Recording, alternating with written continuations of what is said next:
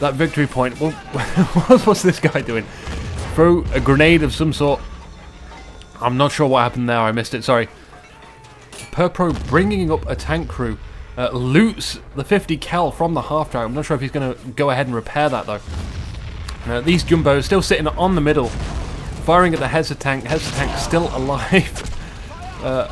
Someone hit this mortar. Also, the machine gun has been decrewed from the German side, and we've got a tank commander just going to go ahead and repair that. Nashorn also firing away. Crew injured on one of the jumbo tanks. Pinging here saying, get rid of this. It's not good for us. At the moment, that's the only threat to these jumbo tanks, I believe.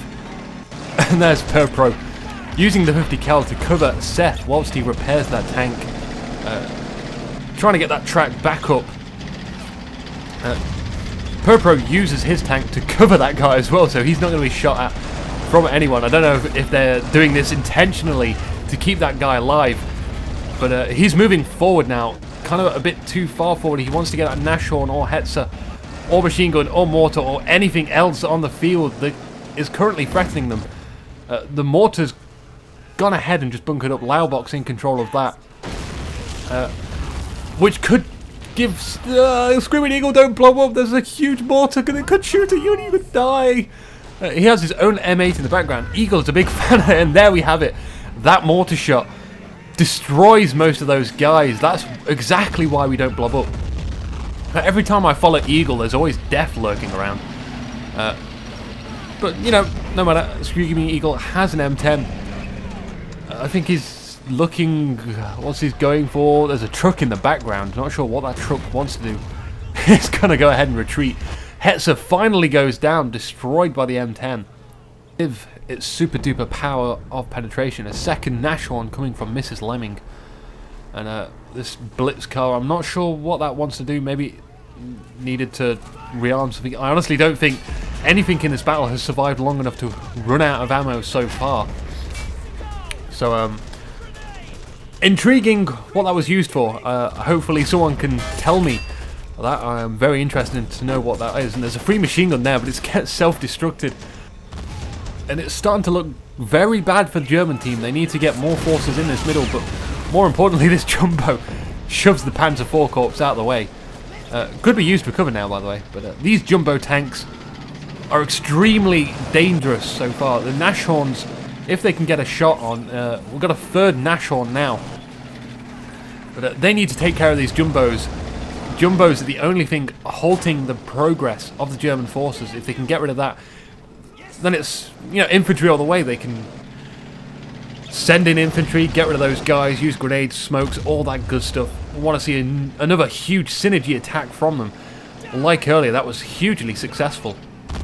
Seth the Mighty being very ambitious to take out these Nashorns.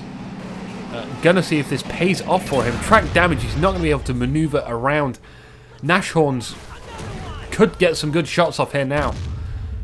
What is this? It seems like Purpro repaired this tank, or no, Seth's tank was repaired, but as soon as that happened, Purpro's tank has been disabled. He's now repairing that, so Seth is now the protector. Purpro now the protectee. Hull damage for this jumbo. Bad news. Exactly what the German team wants, though. Now they can move in a little more easily with their infantry. All that's left is the M10 tank destroyer in the background, which is not really a threat to infantry. And a Panther. Oh, Panther on the field. Laubox going to be using that Panther head on, probably to take out that M10. It should do fairly okay against it. M10 is more used for flanking and, you know, speed and maneuverability, like most of the USA tanks, in fact. So, turret damage already for the M10.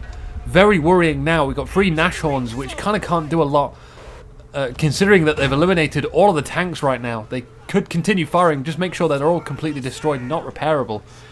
222 from Migsy could move up and gun down all these tank crew, repairing the tanks. Although, interesting thing to note, Screaming Eagle here with the MT gun, not that interesting, but they've got 3 Nashorns, which is eating up command points. They need infantry in the zone.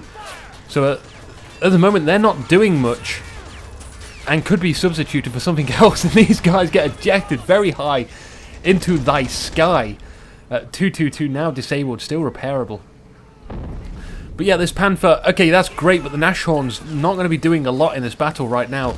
They've done, you know, what they needed to do.